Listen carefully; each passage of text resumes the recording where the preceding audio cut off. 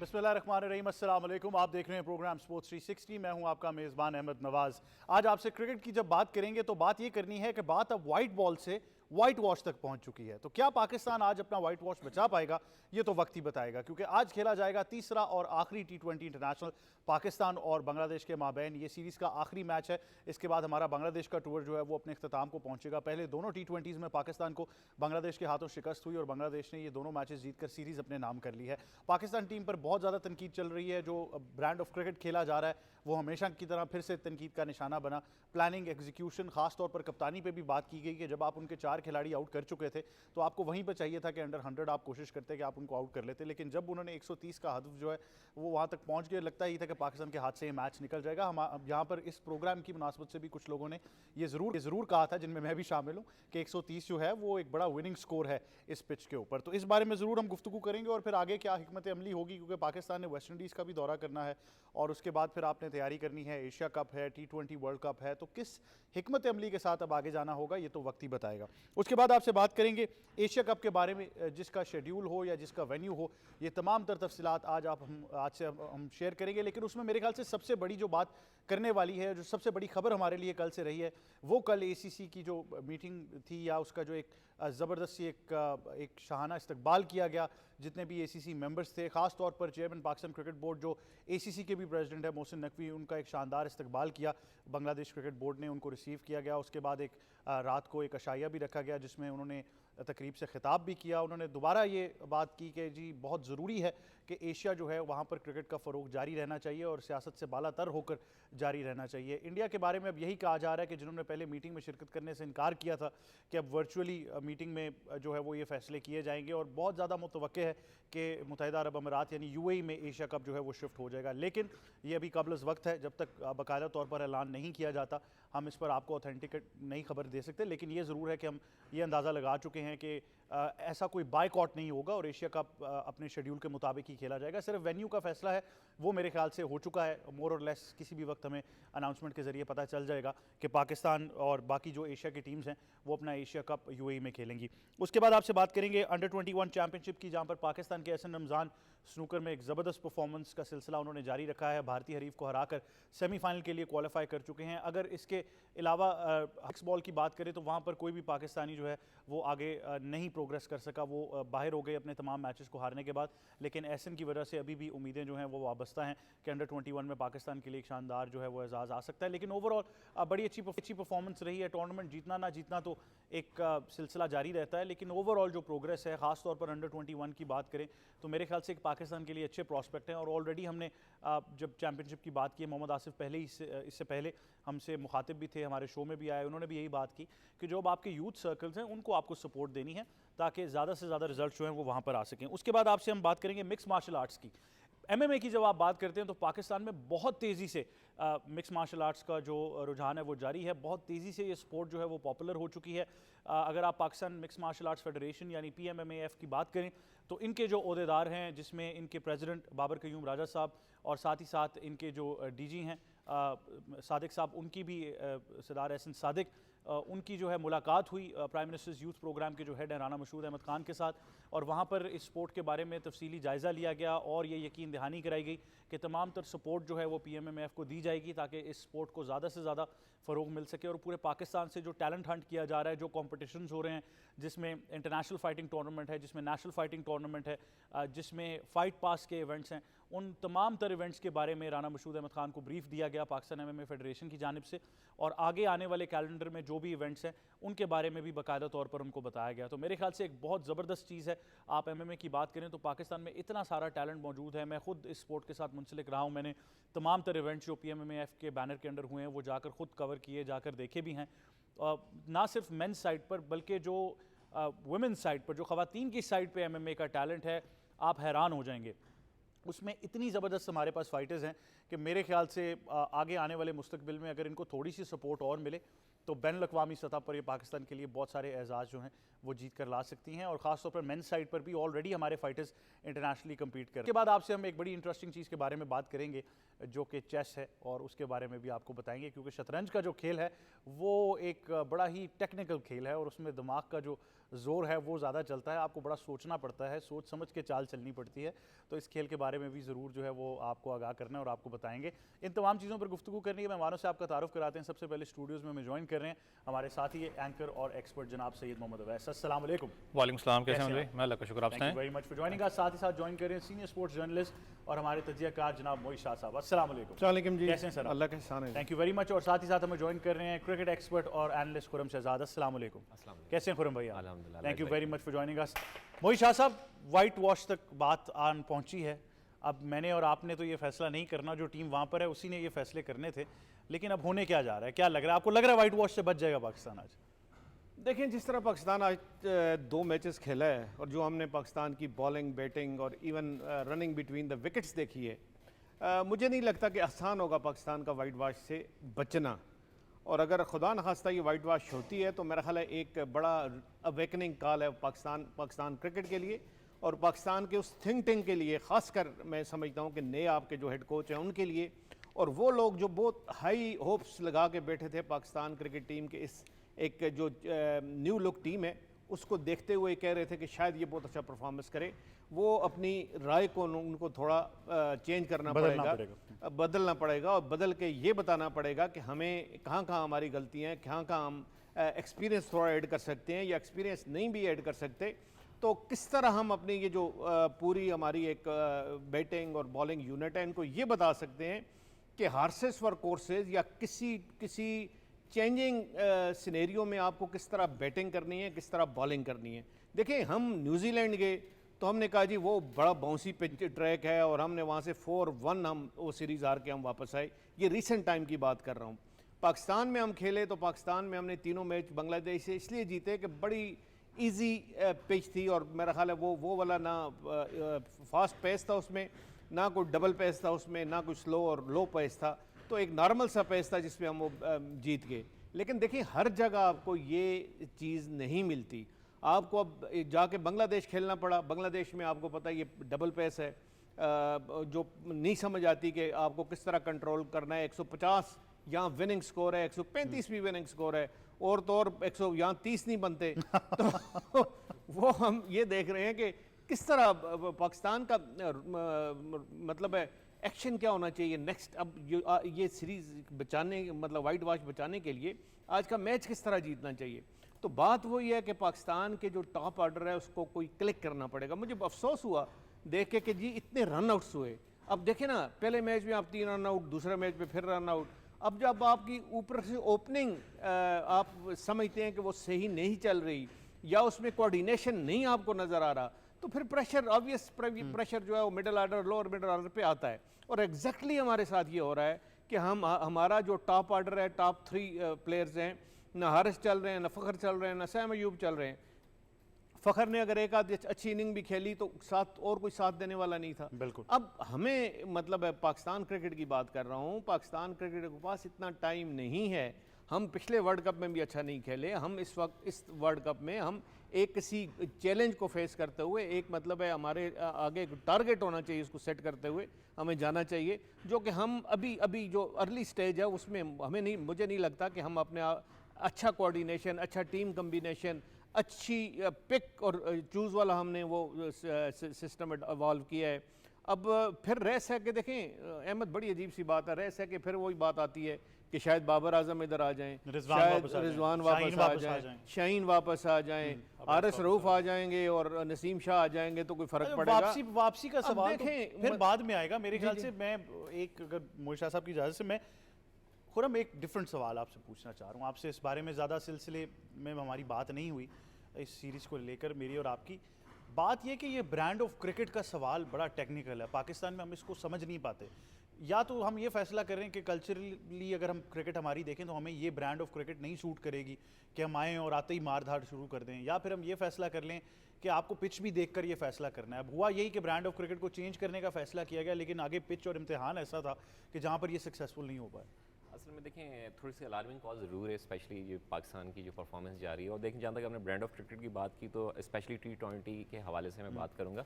पाकिस्तान हमेशा से फेवरेट रहा है, जब से हुआ है 2007 का वर्ल्ड कप का फाइनल देख लें, फिर आप 2009 में जिस तरह से आपने विन की, फिर उसके बाद बैक टू बैक आप जब सरफराज कैप्टन थे तो पाकिस्तान की कंसेक्यूटिव विंस थी T20 के अंदर, और हमेशा पाकिस्तान ने सबसे अच्छे प्लेयर्स जो हैं T20 स्पेशलिस्ट जो ने प्रोड्यूस किए। और अब ये थोड़ा सा खला आ गया है कि उस तरह से अब आपके पास प्लेयर्स प्रोड्यूस नहीं हो रहे जिस तरह से पास्ट में आपके पास काफ़ी अच्छे प्लेयर्स आते थे वाइट बॉल स्पेशलिस्ट T20 के हवाले से। और अभी अगर इस स्क्वाड में भी देखा जाए, एक अच्छी चीज़ थी कि पाकिस्तान ने यंगस्टर्स को मौका दिया जिन्होंने रिसेंटली PSL में परफॉर्म किया और टीम के साथ भी हैं। हालांकि इसमें अगर देखा जाए तो साइम अयूब भी हैं, फिर दूसरा फ़खर जमान मोस्ट एक्सपीरियंस है। और देखें T20 के हवाले से अगर देखा जाए तो सबसे, अगर दुनिया क्रिकेट में देखा जाए तो one of the best player अगर T20 फॉर्मेट के हवाले से आप फ़खर जमान है, क्योंकि जाते साथ ही एक इम्पैक्ट क्रिएट करते हैं, एग्रेसिव क्रिकेट खेलते हैं और टोटली क्रिकेट और डायनेमिक्स को चेंज कर देते हैं शुरू के ओवर्स में। पर इस तरह से वो अभी नज़र नहीं आया, थोड़ा सा आउट ऑफ फॉर्म नज़र आया। इसके अंदर दो यंग लेग्स की मैं ज़रूर बात करूँगा, जिस तरह से अभी अहमद दानियाल वगैरह की अच्छी परफॉर्मेंस रही, सलमान की परफॉर्मेंस रही, तो ये एक अच्छा प्रोस्पेक्ट है। और फिर खासकर ये आपका हसन नवाज़, थोड़ा सा उनके ऊपर बैड पैच है, अदरवाइज अगर पास्ट में देखें, रिसेंटली PSL में देखें, अच्छी परफॉर्मेंस देकर आए। अगर सब कॉन्टिनेंट के हवाले से देखे जाए तो मोस्टली जो है ना आपकी डायनेमिक्स यहाँ की सेम है, पाकिस्तान हो गया, इंडिया हो गया, बांग्लादेश हो गया इधर, तो ये काफ़ी ऐसे प्लेयर्स हैं जो इनके साथ एक हार्मनी डेवलप हुई है। थोड़ा सा देखें अनफॉर्चुनेट रहा कि वो इस तरह यहाँ परफॉर्म नहीं कर पाए, और एक अच्छा मैच हुआ कि सेकंड मैच जो कह रहा हूँ कि वो उस तरह से फिनिश नहीं कर पाए, हालांकि शुरू में विकेट जरूर दी गई जीत भी जाते तो सवालिया निशान जी था। जी, पर ऊपर से पाकिस्तान टॉप ऑर्डर जो परफॉर्म नहीं कर रहा। शाहजी ने सही कहा, देखें अभी हारिस आए हैं और हारिस बड़े क्रूशल टाइम पे आए हैं, रिजवान को रिप्लेस करके आए हैं, इनके ऊपर तो और ज़्यादा जिम्मेदारी बनती है, और खासकर T20 के हवाले से काफ़ी अच्छी इनकी परफॉर्मेंस भी रही है पास में भी। आपने तो शायद वाइट वॉश की निशानदेही कर दी है आज अपने अटायर से, लेकिन मेरे ऊपर इल्ज़ाम लगा लो। नहीं नहीं बिल्कुल इल्ज़ाम नहीं है, लेकिन इतना आसान नहीं है। आप मतलब मैं बार बार ये कहता आ रहा हूँ कि आपको बांग्लादेश को क्रेडिट भी देना पड़ेगा। श्रीलंका गए, वहाँ पर जीत कर आए सीरीज़, यहाँ पर आके पाकिस्तान को हरा दिया, चीज़ें काफ़ी मुख्तलिफ चल रही हैं। ये आपने अहमद भाई जो बात की ना, मैं ख़ुद भी बैठ के हम लोग चैनल के ऊपर बात करते हैं कि पाकिस्तान की परफॉर्मेंस अच्छी नहीं थी, कहीं ना कहीं शायद हम क्रेडिट भूल जाते हैं। आपको देना पड़ेगा बांग्लादेश को, उन्होंने अपने स्ट्रॉन्गेस्ट पॉइंट पे जाके आपको शिकस्त दी, और दी उन्होंने। वो टेम्पर विकेट वाला मामला वो छोड़ दें, हम भी यहाँ पर तो करते ही करते हैं, आपको अप्रिशिएट करना पड़ेगा। फ्लॉज आपके थे, उन्होंने उसको एक्सपोज किया, और उन्हीं के बॉलर्स ने आपको आउट भी किया है, उन्हीं के बैट्समैन ने उसी विकेट के ऊपर जाके स्कोर भी आपके खिलाफ किया है। आपका टेक्निकल फॉल्ट है, आपकी टीम सिलेक्शन अभी तक आपको समझ में नहीं आ रही कि क्या होनी चाहिए, क्योंकि पाकिस्तान हमेशा, आपको पता है, एक तो ये चाहे जितने बड़े टूर्नामेंट्स भी हो जाएं, हमने पाकिस्तान की हिस्ट्री देखी कि आप बहुत जाके देर से राइज करते हो, आपको जो झटके लगते रहते हैं ना स्टार्ट के अंदर, बहुत देर से आपको शायद पता लगता है कि यार हाँ हम इस टूर्नामेंट में आ चुके हैं, तब तक टूर्नामेंट ऑलमोस्ट ख़त्म हो चुका होता है, यहाँ तो आपकी ऑलमोस्ट छुट्टी हो चुकी थी टूर्नामेंट से। बांग्लादेश की बात करें, आज भी उधर ही ढाका में मैच खेला जाना है, जिस तरीके की सेकंड मैच के अंदर आपको विकेट नजर आई, बॉल फिर ग्रिप करा था। पेसर्स की बात करूं, वो पेसर कामयाब है जो बैक ऑफ द हैंड या फिंगर रोल करता है, क्योंकि जो खिंचा हुआ गेंद करवाता है, तो आपको नजर आता है कि यार वो अफेक्ट करेगा वापस पाकिस्तानी प्लेयर्स को। मैं थोड़ी सी दो चीज़ें, अगर आप हाईलाइट्स निकाल के बांग्लादेश प्लेयर्स की देखें और पाकिस्तानी बैट्समैन की देखें, बैट स्विंग चेक कर लो बांग्लादेश प्लेयर्स का कहाँ से आ रहा है, और प्लेयर इनकी बात करें पाकिस्तानी से खेल रहे हैं, आपका लो बैक लिफ्ट का नजर आ रहा है कि यार दैट मीन्स कि उनको पता है कि हमने बॉल को किस तरीके से वेट एंड वॉच, और खास करके हमने रुक के खेलना है, यहाँ पर वो तेज़ बैट वाला मामला है नहीं। हमारे प्लेयर्स का सबसे बड़ा एक इशू क्या रहा है, चाहे आप हसन नवाज की बात करें या चाहे आप अपने ओपनर से निकाल के देख लें, मुझे समझ में नहीं आती कि हर विकेट जो रीजन है आपका, मिड विकेट से लेके आपका लॉन्ग ऑन एरिया नहीं होता, इन विकेट्स के ऊपर आपको बड़ा तरीके से बॉल के मैरिट पे आके खेलना पड़ता है कि आपको ज़्यादातर लड़के इन जैसी विकेट्स पे ज़्यादा लोग सीधे बैट से खेल रहे होते हैं। हमारा हर प्लेयर जो आउट हुआ है उसी की कोशिश थी कि मैं लॉन्ग रेंज के ऊपर इस एरिया को टारगेट करूं। दैट मीन्स कि आपका वही दिमाग में चल रहा है स्ट्राइक रेट वाला कि बॉल बड़ा मज़े से बैट के ऊपर आएगा, आपने इस पर काम नहीं किया विकेट पे। बॉलिंग यूनिट की फिर मैं बात करना चाहूँ, ठीक है आपके बॉलर्स ने दोनों मैचेस के अंदर, पहले मैच में तो नहीं मैं कहूँगा, दूसरे मैच के अंदर अच्छी परफॉर्मेंस दिखाई। सलमान की बात करें, बहुत अच्छा परफॉर्मेंस दिखाई, दानियाल ने अच्छी दिखाई। स्पिन बॉलिंग यूनिट के अंदर आपके पास इन विकेट्स के ऊपर सुफियान मुकीम बैठा हुआ है, जो कि आई गेस ये जो टर्निंग ट्रैक के ऊपर अगर फिंगर स्पिन की बात करूं बहुत तगड़ा उसके लेकिन पास वैसे सवाल ये है कि अगर आप अब आज के तीसरे मैच में आप साहिबजादा फरहान और सुफियान को खिलाते हैं, ज्यादती तो है। फायदा तो कोई नहीं है। मैं पता किस सेंस में ज्यादती कहूँगा, साहिबजादा की फॉर्म लगी हुई थी, उसने ठीक है विकेट्स जो भी थी पाकिस्तान में, आपने उस फॉर्म को तोड़ा, आपने उसको रेस्ट दिया, मुझे नहीं पता क्यों दिया। बिल्कुल, वो सारा का सारा प्रेशर साल में 5 मैचों में 4 सेंचुरी, आपका सारा प्रेशर किस पे है? मिडिल ऑर्डर में। हम बात करते हैं पाकिस्तान में आप सीरीज जीते, भाई आपकी पाकिस्तान में आपका ओपनर परफॉर्म करके आपको दे रहा था, वो प्रेशर सारा इनहेल कर रहा था। यहाँ ओपनर परफॉर्म नहीं कर रहा, प्रेशर मिडिल में आता है, मिडिल में सस्टेनेबिलिटी नहीं है। सुफियान की आप बात करते हैं, मुझे बताएं खुदा न खास्ता आज आप एक और मैच हार जाते हैं, शाहजी बात करें वाइट वॉश होता है, इन दोनों प्लेयर्स का कसूर इस सेंस में नहीं होगा, आप मुश्किल कंडीशन में लाके मुश्किल सिचुएशन में इनको कह रहे हैं बिल्कुल। आके परफॉर्म करें, आपने सीरीज उनको दी नहीं है। इसके बाद आपने वेस्ट इंडीज में जाना है और वेस्ट इंडीज टीम T20 में थोड़ा डिफरेंट फॉर्मेट और वहां भी बिल्कुल। बॉल अच्छा, नहीं मैं चलेगा। मैं इस आर्गुमेंट को ऑब्वियसली हम करते रहेंगे। आज मैच बराह रास्त आप पाकिस्तान टेलीविजन स्पोर्ट्स पर मुलाहिजा फरमा सकते हैं और हम यही उम्मीद करेंगे कि पाकिस्तान आज कुछ तो कॉन्सोलेशन जो जीत है वो ले ले। लेकिन मोहित शाह साहब, एक बड़ा ज़बरदस्त स्टैट आपसे शेयर करना चाहूँगा। 2024 से लेकर अभी तक अगर हम बात करें तो 34 T20 मैचेस में पाकिस्तान 38 प्लेयर्स को डेब्यू करवा चुका है। तकरीबन 38 प्लेयर्स पाकिस्तान के लिए नए खेले हैं। और जब मैं 2023 या 24 से लेकर अभी तक का एक और मवाजना करता हूँ तो सिर्फ 4 ऐसे प्लेयर हैं जिनको रिटेन किया गया, उसके अलावा सारे प्लेयर्स आपके नए हैं। तो ये भी अब हमें सोचना पड़ेगा। इसके बरक्स अगर आप बाकी टीम्स को देखें, किसी ने 7 खिलाए, किसी ने 8 खिलाए, किसी ने 10 को ट्राई कर लिया पिछले 1 साल के अरसे में। ये भी एक पाकिस्तान में बहुत बड़ा फलसफा है। जो बड़ी इंटरेस्टिंग आपने स्टेट शेयर किए हैं और ये स्टेट्स जो आपने शेयर किए हैं यही बताते हैं कि हम एक तो डिपेंड किसी पे नहीं कर सकते, मतलब है किसी पे हम भरोसा नहीं करते। उसको जब 1-2 मैचेस वो नहीं अच्छा खेलता तो उसको हम चॉप्स एंड चेंजेस वाला हमारा एक स्ट्रेटजी है जो कि बड़ी ख़तरनाक होती है। मैं ज़रूर समझता हूँ कि आपको यंगस्टर को चांस देना चाहिए। देखिए, सारी दुनिया यंगस्टर को चांस देती है, लेकिन विदाउट उस आपका जो एक कोर जो आपका टीम बनती है ना जी, कोर उसकी डिस्टर्बेंस के, without disturbing that core team, ये नहीं है कि आप सारे के सारे आप चेंज कर दो। ये नहीं, आप एक दो प्लेयर को चांस दो जो आप समझते हो। जिस तरह हमने जी चलें हसन नवाज को चांस दिया, उसने प्रूव किया। अब इस तरह के ऐसे प्लेयर आप खिलाएं जिनको आप पोटेंशियली समझते हैं कि वो T20 के खेलने के काबिल हैं। तो कहना अच्छा नहीं लगेगा, लेकिन एक बंदर बांट है अब WC से। 38 अगर आपने प्लेयर खिला दिए पिछले 2-3 साल में, तो इसका मतलब है कि आपको समझ नहीं आ रही कि कौन सा कॉम्बिनेशन खिलाएं। ये सिलेक्टर की मैं बात कर रहा हूँ, ये मैं कोचेस की बात कर रहा हूँ। ये कोच तो नहीं आए हैं, इससे पहले जो कोचेस रहे हैं वो जिसको आया जी वो जी वहाँ 100 कर लिया उसको खिला दो, और जी वहाँ उसने बड़ी अच्छी इनिंग खेली 60-70 की खिला दो। ये नहीं होता। ये उस वक्त जो कंसिस्टेंट परफॉर्मेंस होती है वो मैटर करती है। अगर आपका 1-2 उसने, जिस तरह सबजादा फरहान की आप बात कर रहे हैं, उसने एक नहीं बल्कि उसने नेशनल T20 में भी परफॉर्म किया, उसने PSL में भी परफॉर्म किया, वो हम कंसिस्टेंट परफॉर्मेंस में आ जाती है। वो ये नहीं है कि मतलब 1 आउट इनिंग और आप स्ट्रेट अवे उसको जाके डाल दो जिसमें। तो कम से कम आप एक्सपेरिमेंट करें, लेकिन उनको एक्सपेरिमेंट में लाएं जिनसे आप समझते हैं कि वो T20 या वनडे खेलने के काबिल हैं। देखिए, इस तरह हम खिलाते रहे तो ना हमारी टीम बननी है और ना हमारी टीम का एक जो इवन कमिंग वर्ल्ड कप है, जिस तरह पिछले वर्ल्ड कप में हुआ। देखें, पिछले वर्ल्ड कप में क्या हुआ, आपको 15-20 दिन पहले नहीं पता था कि आपकी टीम कैसी होगी। और मुझे जो अभी सिनेरियो चल रहा है, मुझे ये फीलिंग आ रही है कि ये ना हो कि हमें 2 महीने पहले तक पता ना हो कि हमारा फाइनल 16 या 15 कौन सी टीम है। बिल्कुल ऐसे ही है। मैं 4 उन प्लेयर्स की बात जल्दी से कर लेता हूं, फिर एक बड़ी अहम खबर है जो प्रोग्राम में हमने शामिल करनी है। खुरम, अगर हम 2024 T20 वर्ल्ड कप से अभी तक देखें तो 4 प्लेयर हैं जिनको रिटेन किया गया। उसमें अब्बास आफरीदी, अबरार अहमद, फ़खर ज़मान, साहिम अयूब। बाकी तमाम ऐसे प्लेयर्स हैं जो रोटेशन पे रहे। बस थोड़ा सा मैं कहूँगा कि अलमिया ही है पाकिस्तान के अंदर, यहाँ लाइकिंग डिसलाइकिंग भी बहुत है, इस चीज़ से एग्री भी करेंगे। और शायद दूसरा, आप अगर देखें एक प्लेयर यहाँ पे एक परफॉर्मेंस देता है एक मैच में तो उसको हम इंक्लूडिंग मीडिया वाले हम खुद उठा देते हैं। लेकिन 2025 है, मैं और आप आज भी ये बात कर रहे हैं, जो चीज़ 2005-6 में चल रही थी वो आज भी चल रही है, लाइकिंग एंड डिसलाइकिंग। देखो, ये देखें, एक सेइंग है कि culture can not be change, और उसको हम चेंज नहीं कर सकते।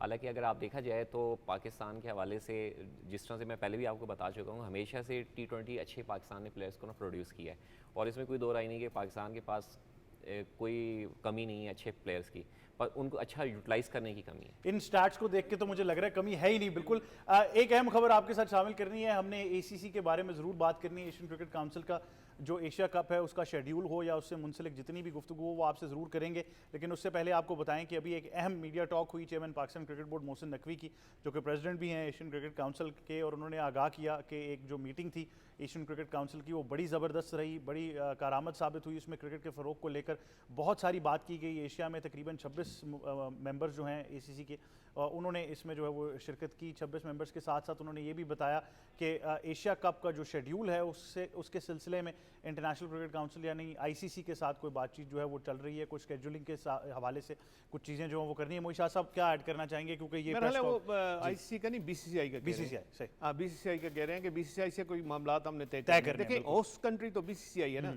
अब बीसीसीआई में शायद कोई स्पॉन्सर पे कोई इस तरह की चीज़ हो रही हो, शायद कोई मीडिया राइट्स पे इस तरह की बात हो रही हो, शायद कोई वेन्यू के कुछ फ़र्ज़ करें अगर शारजा यूएई होना है तो शारजा कितने मैचेस हों, दुबई कितने मैचेस हों या अबू धाबी कितने अच्छा, मैचेस हों, इसके सिलसिले में आपके पास कोई खबर है? क्योंकि अभी तक तो ये तकरीबन कंफर्म है कि यूएई में ही शायद होने लगा। ज़्यादा पॉसिबिलिटी है। देखें ये जो था ना, उन्होंने कहा बीसीसीआई से कुछ मामला तय करने हैं, आईसीसी का ऐसे कोई लेना देना नहीं, आईसीसी का तलक ही कोई नहीं है, ये कराएं ना कराएं उनके लिए कोई नहीं है। ये तो एक अपने कॉन्टिनेंट का क्रिकेट को प्रमोट कर रहे हैं और जो कि सियासत की नज़र होता जा रहा है। बीसीसीआई टोटली यहाँ पॉलिटिक्स खेल रहा है, बीसीसीआई को नहीं चाहिए। और ये मोहसिन नकवी साहब ने अभी एक रात का फंक्शन था उसमें भी इन्होंने बात की कि हमें पॉलिटिक्स से हट के क्रिकेट के बारे में सोचना पड़ेगा, हमें प्रमोट करना है क्रिकेट को हमें काफ़ी ममालिक में लेके जाना है जो एशिया में है, जिनको अभी क्रिकेट का पता नहीं अच्छा, है। ये रोटेशनल पॉलिसी ना होती तो मैं और आप तो हैरान होते कि पाकिस्तान की सदारत कैसे आ जाती है। लेकिन ये तो एक कॉन्स्टिट्यूशन है ना जी, आईसीसी का कॉन्स्टिट्यूशन है कि रोटेशनल पॉलिसी चलेगी। बिल्कुल। एक अपडेट और है मोई शाह साहब, बांग्लादेश ने टॉस जीत लिया और उन्होंने पहले बॉलिंग का फैसला किया। ये वही है।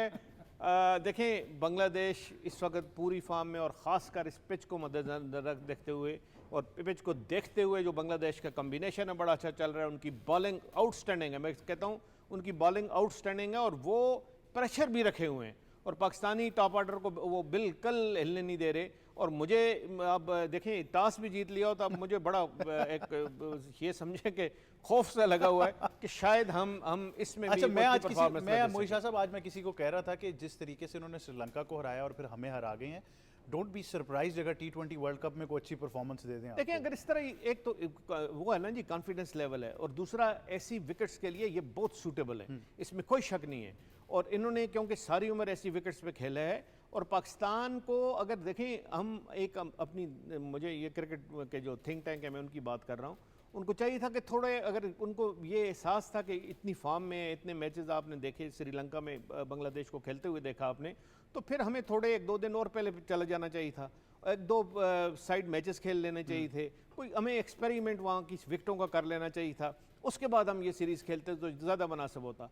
मसला ये है कि अब क्रिकेट वो नहीं रही कि आपको अपनी मर्ज़ी की पिचेस मिलेंगी, अपनी मर्ज़ी की बॉलिंग मिलेगी, अपनी मर्ज़ी का कंडीशंस मिलेगी, कहीं बारिश होगी, कहीं आपको धूप मिलेगी, कहीं आपको गर्मी मिलेगी, कहीं आपको ऐसी विकेट मिलेगी जहां बॉल रुक के आता है, कहीं ज्यादा स्पिन होगा। लेकिन मैं तो आपके साथ 99.99% एग्री करता हूं। माइक हसन शायद एग्री ना करें, वो कहते हैं पिच नहीं थी ठीक, वो नहीं मान रहे। ये देखें ये कोई भी नहीं। कल हम श्रीलंका खेलेंगे वर्ल्ड कप सारा, तो श्रीलंका की विकेट्स तो इस तरह की होती हैं। आप मैंने खुद कितनी सीरीज वहां जाके कवर की हैं। श्रीलंका की विकेट को आप ये समझें कि आप 250 रन कर लेंगे या 200 क्रॉस कर लेंगे, बहुत बहुत कम चांसेस होते हैं, 10% चांस होते हैं कि कोई टीम 200 क्रॉस करे और फिर ये अराउंड 150, 160, 170 की गेम है। एक बार फिर अपने नाजरीन को अपडेट करते चलें कि बांग्लादेश ने तीसरे T20 इंटरनेशनल में टॉस जीता है और पहले बॉलिंग का फैसला किया है, यानी आखिरी जो वाइट वॉश की एक तलवार है वो पाकिस्तान के ऊपर अभी भी है और आपने करना ये है कि बैटिंग करके ना सिर्फ अच्छा स्कोर करना है बल्कि उस टारगेट को डिफेंड भी करना है, तो you have your work cut out. तो सैयद मोहम्मद अवैस, अब आप कितने कॉन्फिडेंट हैं, क्योंकि नॉर्वे से लेके पाकिस्तान तक यही बात चल रही होगी कि वाइट वॉश बचेगा कि नहीं? नॉर्वे हो गया यार। एक तो इस पे आना चाहूँगा, लेकिन जो आप एक बात खुरम भाई कर रहे थे ना, जी डिसलाइकिंग लैकिंग का जो कल्चर है आप ख़त्म कहाँ से करते हो? अंडर 19 स्ट्रक्चर से, अंडर 17 स्ट्रक्चर से, रीजन से।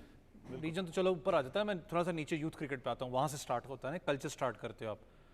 हमारे अंडर 14 कल्चर तो है कोई नहीं है वहाँ पर, इतना ज़्यादा वो negativity, I am sorry to say, negativity इतनी ज़्यादा प्लेयर के अंदर भर दी जाती है। वो मामला नज़र आपको आते हैं ना, ट्रायल्स के अंदर आप चले जाओ, ट्रायल्स लगाए होते हैं जी, 1000 बच्चे का कैंप है जी, शाम तक जी हम फास्ट बॉलर निकाल के दे रहे हैं। मुझे नहीं पता एक कोच कैसे 1000 बच्चे को या 3 कोचेस कैसे एग्जामिन करते हैं, आज तक समझ उस चीज़ की नहीं आई है। आपने उस कल्चर को वहाँ से ख़त्म करना होता है। वो कल्चर आप प्रमोट खुद करते हो अंडर 19 के अंदर, उस प्लेयर के अंदर जो आपके जो उस फैक्टर का हिस्सा नहीं बनता, उसके अंदर वो एक चीज़ भरती जाती है अंदर कि यार लाइकिंग डिसलाइकिंग मेरे साथ उसको तभी पता चल जाएगा मैं फेवरेट हूं। तो मुझे बताओ कि वो ऊपर जाके आप कहाँ से चैलेंज करोगे इस चीज़ को? आप नहीं कर सकते हो। ये एक वो जो हम कह रहे हैं ना कि पाकिस्तान यहाँ पर क्रिकेट के अंदर हमारे कल्चर हो चुका हुआ है, हमने उसको खुद ख़त्म करना है, लेकिन वो हो नहीं सकता जब तक आप अंडर 19 स्ट्रक्चर के साथ शायद कोई प्रोफेशनल कोचेस बड़े नाम ना लगाओ। आपको लगाने पड़ेंगे, फिर आपको इंसेंटिव भी pay बिल्कुल करना ऐसे ही, और इंसेंटिव आई थिंक वो आपको लॉन्गर रन में उस प्लेयर को भी वो कॉन्फिडेंस देना है। बट दैट बीइंग सेड, वापस अगर एशियन क्रिकेट काउंसिल के ऊपर हम बात करें, हमने मोहसिन नकवी की भी जो मीडिया टॉक है वो भी मुलाहिजा फरमा ली, तो आपका क्या इसमें मौक़िफ़ है? क्योंकि एक चीज़ तो बड़ी वाज़ेह है कि मोहसिन नकवी साहब ने, अगर इससे पहले भी हम देखें तो बड़ा एक वाज़ेह स्टांस रखा चैंपियंस ट्रॉफी के बाद। उन्होंने कहा कि फिर पाकिस्तान भी भारत नहीं जाएगा, और हम इस मौक़िफ़ पे अभी भी कायम है। इवन वर्ल्ड कप में हमारे सारे मैचेस जो हैं वो श्रीलंका में होने, अभी भी यहाँ पर यही कहा जा रहा था कि भारत शायद मीटिंग बायकॉट कर दे, शायद एशिया कप का बायकॉट हो जाए, शायद एशिया कप हो ही नहीं। लेकिन पाकिस्तान का मौक़िफ़ बड़ा तगड़ा रहा है इसमें। नहीं देखिए, इस चीज़ में अप्रिशिएट करना चाहिए मोहसिन नकवी साहब को, जिस तरह से उन्होंने एक स्ट्रॉन्ग स्टांस लिया, पीछे भी लिया था चैंपियन ट्रॉफी के दौरान और अभी भी लिया है। और देखिए, मैं बारहा दफ़ा कह चुका हूँ, देखिए स्पोर्ट्स की जो डिप्लोमेसी है उसको बहाल होना चाहिए, और पॉलिटिक्स को टोटली जो है ना क्रिकेट से दूर होना चाहिए। देखिए, खासकर पाकिस्तान इंडिया की जो मैच की सबसे ज़्यादा वेटेज होता है, सबसे ज़्यादा व्यूवरशिप होती है दुनिया में। अगर आज मैच अनाउंस होता है, आपको पता है कि with in a few hours जो है ना पूरा सोल्ड आउट हो जाते हैं टिकट्स वगैरह, और हर दूसरा बंदा चाहता है कि पाकिस्तान और इंडिया के मैचेस हों, और आपस में मैचेस होने भी चाहिए।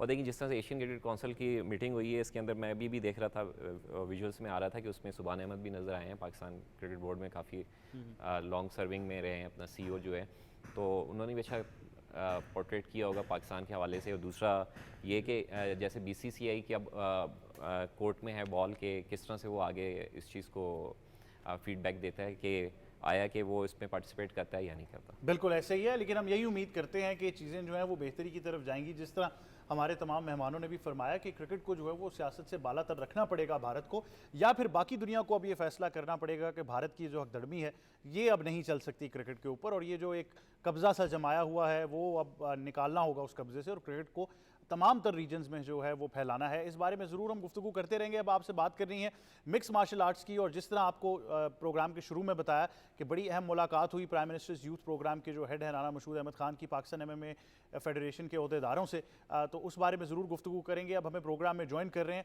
सदर Pakistan mix martial arts federation PMMAF जनाब बाबर कयूम राजा साहब। अस्सलाम वालेकुम बाबर साहब, कैसे हैं आप? वालेकुम अस्सलाम अहमद, अल्हम्दुलिल्लाह ठीक ठाक। आप ठीक हैं? मैं बिल्कुल ठीक हूँ, बहुत शुक्रिया आप हमें ज्वाइन करें। बाबर साहब, सबसे पहले तो क्या बताना चाहेंगे जो आपकी हाल ही में मुलाकात हुई है राना मशहूद अहमद खान साहब के साथ, उसमें क्या बात की गई और किस तरह की सपोर्ट जो है उसकी यकीन दहानी कराई गई है? देखिए जी, राना मशहूद साहब ने बड़ा इंकरेज किया कि ये एक फास्टेस्ट ग्रोइंग स्पोर्ट है दुनिया में, तो पाकिस्तान में भी इसका काफ़ी अच्छा स्कोप है। तो इसमें उन्होंने हमसे इससे एक तो ये कि इस गेम को ओन कर लिया है प्राइम मिनिस्टर यूथ प्रोग्राम में, वो हमारे लिए बड़ी कामयाबी है और बड़ी खुशी की बात है। और दूसरा ये कि उसके अंदर जो भी गवर्नमेंट के हद तक जितने भी काम हो सके जो पॉसिबल हो यूथ प्रोग्राम के अंदर, उसमें हमें टोटल सपोर्ट करेंगे। और हम भी टोटली जो है वो इनके जो यूथ प्रोग्राम है उसको लेके पूरे पाकिस्तान में गली गली कोने कोने में डिस्ट्रिक्ट और इवन तहसील लेवल पे हम इंशाल्लाह अब मिलके काम करेंगे, और ये कोलैबोरेशन है जो आगे जाके हमारी स्पोर्ट को बहुत आगे लेके जाएगी। अच्छा, थोड़ा सा हमारे नाजरीन को बताइएगा, क्योंकि हमने आपका टैलेंट हंट प्रोग्राम जो है उसको भी डिस्कस किया है, और जिस तरीके से आप पूरे पाकिस्तान में टैलेंट स्काउट कर रहे हैं, वज़ीर आज़म पाकिस्तान का भी ये मिशन रहा है कि पूरे पाकिस्तान से टैलेंट को जो है वो सिलेक्ट किया जाए। तो जब हम आंगी में ये दोनों चीज़ें अब साथ चलेंगी, तो कितनी उम्मीद है कि आप ऑलरेडी, क्योंकि पूरे पाकिस्तान से टैलेंट लेकर आ रहे हैं, गिलगित बल्तिस्तान से लेकर सिंध तक हम हर रीजन की बात करते हैं, तो मज़ीद इसमें क्या बेहतरी हमें नज़र आएगी? देखिए जी, जब एक प्रोजेक्ट को इंडिविजुअली कर रहे होते हैं तो उसके अंदर वो चीज़ नहीं होती जो उसको गवर्नमेंट जब टेक ओवर कर लेती है। और मैं शुक्रगुजार हूँ प्राइम मिनिस्टर का कि उन्होंने ये यूथ प्रोग्राम जो है वो स्टार्ट किया, और अब जब से ये खबर आई है हमारे जितनी भी यूथ है जो MMA से रिलेटेड है उसमें खुशी की लहर दौड़ गई है कि अब इसको एक गवर्नमेंट लेवल पे भी इस पर पजीराई मिलेगी। और ज़ाहिर है जब गवर्नमेंट बीच में आती है तो बहुत सारे ऐसे एंगल्स होते हैं जो हम कवर नहीं कर सकते, तो नेशनल लेवल पे जो है वो गवर्नमेंट के थ्रू इंशाल्लाह हम इसको बहुत आगे लेके जाएंगे। बिल्कुल बाबर साहब, थोड़ा सा ज़रा जो आपके अभी तक के जितने भी टूर्नामेंट्स हैं उनके बारे में ज़रूर ज़रा बताइएगा, क्योंकि दो टूर्नामेंट्स जिनकी हम बहुत ज़्यादा बात करते हैं उसमें इंटरनेशनल फाइटिंग टूर्नामेंट और फिर नेशनल फाइटिंग टूर्नामेंट NFT, ख़ास तौर पर क्योंकि अब आप उसके चौथे एडिशन में जाने वाले हैं, तो मैं चाहूँगा हमारे नाजरीन को ये ज़रूर आगाह कीजिएगा कि कौन से टूर्नामेंट्स करंटली जो हैं वो मुनक्किद किए जा रहे हैं और आगे आने वाले कैलेंडर में क्या है। हमारे करंटली 3 सेक्शन पे काम हो रहा है। एक तो जो आपने नेशनल लेवल का बताया उसके अंदर भी आगे 3 सेक्शन है। एक है जूनियर लेवल का, एक यूथ का और एक एमेच्योर का। जो और एमेच्योर में हम एनएफटी कर रहे हैं, बाकी यूथ और जूनियर चैंपियनशिप कर रहे हैं पिछले 4 सालों से। और जो नेशनल चैम्पियनशिप है उसके अंदर हम पूरे पाकिस्तान में जाते हैं और जाके टैलेंट को स्काउट करते हैं, जैसे आपने कहा, और उसको लेके पूरी दुनिया में फिर उसको मुतारिफ कराते हैं। हमारा जो सेकंड सेक्शन है वो IFT फाइट पास का है। IFT फाइट पास में जो यहाँ के लोग अब आगे जाके जो प्रो सर्किट में जाना चाहते हैं और पाकिस्तान की नुमाइंदगी करना चाहते हैं इंटरनेशनली, इवन प्रो में या एमेच्योर में, उसके लिए हमने एक IFT फाइट पास बना दिया जिसके हर शहर में जो है वो इवेंट्स हो रहे हैं। और जो तीसरा आपने इंटरनेशनली बताया उसमें पाकिस्तान की टीम बनती है, जो 3 नेशन से हम अभी तक हमारे इवेंट्स हो चुके हैं, ईरान से, अफगानिस्तान से और इंडिया से। और जो नेक्स्ट इवेंट हो रहा है हमारा 15 नवंबर को, वो Pakistan versus rest of the world है। तकरीबन 16 कंट्रीज आ रहे हैं, ये अभी तक का। बिल्कुल। अच्छा, मैं एक चीज़ पर ज़रूर चाहूँगा कि आप निशानदेही करें, और हम अभी टैलेंट की तो बात कर ही रहे हैं। हाल ही में टैलेंट हमारा इंटरनेशनल स्टेज पे भी हमें नज़र आया है, जो आपके ही प्लेटफॉर्म के ज़रिए वहाँ पर गया, उस बारे में भी गुफ्तगू करेंगे। लेकिन एक सबसे बड़ी खुशाइन बात यह है कि जो टैलेंट हमें मेन साइड पर नज़र आ रहा है, वुमेन साइड पर उससे ज़्यादा टैलेंट हमें देखने को मिल रहा है। जी बिल्कुल ऐसा ही है, और एक नई डायरेक्शन मिल रही है, और स्पेशली जो ये गेम है उसकी हमारी ख़वातीन को, बच्चियों को बहुत ज़्यादा ज़रूरत है। ये सेल्फ डिफेंस लेके आ रही है उनकी ज़िंदगी में, उनके ज़िंदगी में कॉन्फिडेंस लेके आ रही है। और पाकिस्तान जैसे मुल्क में इस चीज़ की बहुत ज़्यादा ज़रूरत है। हमें बड़ी खुशी है कि लोग जो हैं, पेरेंट्स जो हैं, अपनी बच्चियों को इस तरफ लेके आ रहे हैं। बिल्कुल। आखिर में मैं आपसे ये ज़रूर पूछूंगा कि कौन से ऐसे इकदाम है जो आपको लगता है हमें फौरी तौर पर उठाने होंगे ताकि हमारे फाइटर्स का इंटरनेशनल लेवल पर जो पार्टिसिपेशन है वो मजीद बढ़ाई जा सके। हमारी जो है ना, जिस तरीके से हम काम कर रहे हैं, बस इसको अप्रिशिएट किया जाए। और उसमें ये बहुत बड़ा कदम है जो प्राइम मिनिस्टर ने इसको ओन किया है, और इसको लेकर अब आगे हम चलेंगे। मुझे लगता है कि अब जो राहें थी, जिस तरह डिपार्टमेंट लेवल पे और जो स्पॉन्सरशिप लेवल पे, और काफ़ी चीज़ें जहाँ हम फंस जाते थे, अब वो मिलेंगी। हमारे बच्चों को भी जॉब्स मिलेंगी, उनको भी डिपार्टमेंट्स लेंगे। आर्मी, वापडा, ऐसी बड़ी जो ऑर्गेनाइजेशंस हैं वो अब MMA को भी ऑन करेंगी। तो इंशाल्लाह मुझे लगता है कि अब आगे आने वाले दिन जो हैं बहुत अच्छे। बिल्कुल, हम यही उम्मीद करते हैं। बहुत शुक्रिया बाबर कयूम राजा साहब कि आप हमें ज्वाइन कर रहे थे। ये थे सदर पाकिस्तान MMA फेडरेशन बाबर कयूम राजा साहब, जिन्होंने हमें आगाह किया कि जो इनकी मीटिंग रही प्राइम मिनिस्टर्स यूथ प्रोग्राम के जो हेड हैं राना मसूद अहमद खान के साथ, और जो बातें की गई, जिस तरह की सपोर्ट की यकीन दहानी, अब बाकायदा तौर पर प्राइम मिनिस्टर्स यूथ प्रोग्राम के अंडर इस इनिशिएटिव को शामिल कर लिया गया है। तो मेरे ख्याल से आगे आने वाले जो दिन हैं वो पाकिस्तान MMA फेडरेशन या MMA के लिए, और आप जितने लोग मिक्स मार्शल आर्ट्स या कॉन्टैक्ट स्पोर्ट्स के फ़ैन हैं, आपके लिए आने वाले दिन बड़े ज़बरदस्त साबित होने वाले हैं। पाकिस्तान के लिए बहुत ज़बरदस्त खबरें हैं, ख़ास तौर पर यहाँ पर स्नूकर की बात ज़रूर करनी है, जहाँ पर अंडर 21 में एहसन रमज़ान जो थे वो सेमीफाइनल तक पहुँचे। जी अवैस, क्या कहना चाहेंगे एक और शानदार कारकर्दगी स्नूकर में? यार मैंने कहा एक अच्छी बात है कि पाकिस्तान खास करके sports 360 and hats off to you कि हम लोग एटलीस्ट दूसरे स्पोर्ट्स को हम हाईलाइट यहाँ पर करते हैं, क्योंकि क्रिकेट की बात कर करके हम खुद भी थोड़ा सा अक जाते हैं। अगर स्नूकर की बात करूँ, पाकिस्तान ने दुनिया में डोमिनेट किया है, लेकिन मैं फिर कहता हूँ अप्रिसिएशन ऑब्वियसली उनका हार्ड वर्क है जहाँ पर वो परफॉर्म करें, लेकिन आपको शायद अब एमेच्योर से निकल के आपको प्रोफेशनल स्नूकर की तरफ अब जाना पड़ेगा, ताकि आपके पास वहाँ पर भी रोल मॉडल्स बिल्ड हों। हमारे पास लेजेंड्स हैं स्नूकर के, मैं नहीं कहता कि नहीं है, लेकिन शायद अभी भी वो अमेच्योर के अंदर हैं, प्रोफेशनल्स में नहीं गए। तो हमने अभी तक अपना जो ब्लॉकेज है ना बच्चों का, वहाँ तक बना के रखा है। फिर एक और भी मामला होते हैं कि आज भी स्नूकर को शायद थर्ड लेयर में कहता हूँ समझा जाता है कि ज़्यादातर लोग पसंद नहीं करते अपने बच्चों को वहाँ पर ट्रेनिंग करवाना, लेकिन पाकिस्तान का नाम अब ये बच्चे रोशन करते हैं, परफॉर्म करते हैं, तो एक डोरवे बहुत से प्लेयर्स के लिए खुलता है। क्योंकि जैसे वॉलीबॉल की बात करते हैं, स्नूकर भी एक ऐसा खेल है जो कि बड़ी छोटे देहात लेवल के ऊपर बड़े तगड़े प्लेयर्स वहाँ पर मौजूद होते हैं, लेकिन आपके पास अकेडमीज़ नहीं है जहाँ पर ग्रूम हो। तो अच्छी बात है कि स्नूकर के उस दिन हमने शायद अपने शो में भी लिया हुआ था, वो काम करें स्पॉन्सरशिप वगैरह मामले पे। लेकिन MMA की बात करूँ तो पाकिस्तान ने जिस तरीके से यहाँ पर जो मिक्स मार्शल आर्ट्स के भी आपको पता है जिम्स को ओवरटेक ज़्यादातर क्रॉसफिट्स कर रहे हैं पाकिस्तान में, लेकिन मिक्स मार्शल आर्ट्स की बात करें तो हमारे फाइटर्स विद लिमिटेड रिसोर्सेज उस लेवल की ट्रेनिंग्स नहीं यहाँ पर हैं, ना केजेस इस लेवल के हैं, जाके फिर भी वहाँ पर कम्पीट करना। शाज़िब रिंद की बात कर लें आप, हमारी अनीता करीम की बात करें, दैट शोज़ कि इस मिट्टी में टैलेंट है। सिर्फ उनको शायद एक वो स्पार्क और उनको वो रिंग्स चाहिए जहाँ पर, यहाँ सबसे बड़ी चीज़ ऐड ऑन करना चाहूँ कि एक MMA फाइटर हो चाहे स्पोर्ट्समैन हो, इस्लामाबाद हो चाहे लाहौर हो, आपके पास जिम फिजिबल ही नहीं है। इतनी एक्सपेंसिव जिम है कि आम इंसान कहता है कि यार मैं पे कहाँ से करूँ, उसको स्विमिंग चाहिए, उसको आइस बाथ चाहिए, वो अफोर्डेबल ही नहीं उसके लिए। अगर आप चाहते हैं कि आप MMA फाइट को इसी तरीके से लेके पाकिस्तान में चलें, लड़के बाहर जाके किसी और बेल्ट या किसी और मुल्क के लिए ना खेलें, तो आपको इन्वेस्टमेंट करनी पड़ेगी इस पर।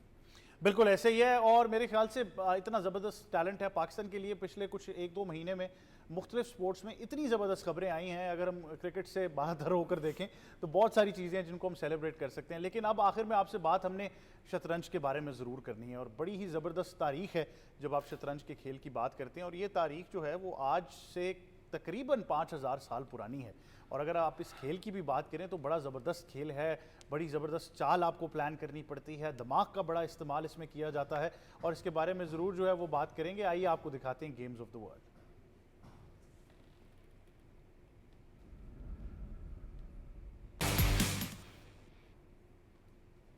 जी, तो गेम्स ऑफ द वर्ल्ड में आज हम बात करें शतरंज के बारे में, और मुझे पता है कि आप में से बहुत सारे लोग जो हैं वो शतरंज खेलते भी हैं और इसके बड़े फ़ैन हैं। तो जैसा कि मैंने आपको बताया कि इसकी तारीख़ है तकरीबन 5000 साल से ज़्यादा पुरानी है। और अगर आप इस खेल की बात करते हैं तो ना यूरोप में, ना अमेरिका में, बल्कि बड़े सग़ीर में और जाकर आपको इसके जो रूट्स हैं वो मिलेंगे। और ये बात हतमी तौर पर साबित कर दी गई है कि शतरंज का खेल आज से तकरीबन 5000 साल पहले वादी सिंध के शहर एक में जो है वो खेला गया। और यहाँ पर अगर आप इस खेल की बात करें तो बहुत ही ज़बरदस्त खेल है, और इसकी एवोल्यूशन हमने ओवर द ईयर्स जो है वो बड़ी ज़बरदस्त देखी है। एक शहनशाहों का खेल है जिसके बारे में इसको कहा जाता है। और इसके ओवरऑल अगर आप इस खेल की दरियाफ्त हो या इसके अलावा इस खेल का जो फ़रोग़ है, और इंटरनेशनल लेवल पर अगर आप बात करें तो इतनी बड़ी स्पोर्ट ये बन चुकी है, और मुख्तलिफ ममालिक जो हैं वहाँ पर आपको यहाँ से चैम्पियंस मिलते हैं। और ख़ास तौर पर इवन यंग एज ग्रुप्स जो हैं वहाँ पर बहुत ज़्यादा टैलेंट जो है वो मिला है। बैनुल अक़वामी सतह की अगर बात करें, शतरंज का टूर्नामेंट पहली बार 1850 के बाद जो है वो खेला गया। 1851 लंदन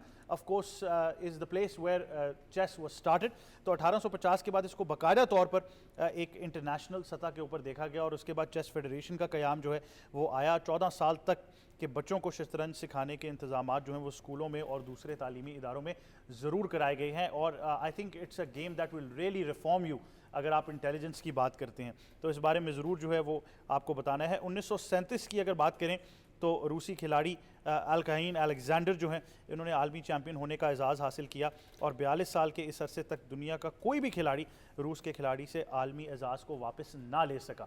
तो एक बड़ी ज़बरदस्त तारीख रही है। जो चैम्पियन बनता है आई थिंक वो फिर ही hangs on to this championship. But I think it's a wonderful sport, और आप में से जो लोग खेल पाते हैं इसको या खेलते हैं या इसके जितने भी आप डायनामिक्स जानते हैं, आई थिंक आप बड़े लकी हैं, क्योंकि हर इंसान के बस की बात नहीं है शतरंज को समझना। लेकिन यही था आज का प्रोग्राम। आप तीनों मेहमानों का भी बहुत शुक्रिया कि आप हमें ज्वाइन कर रहे थे। मुझे और टीम को दीजिए इजाज़त। अल्लाह हाफिज़।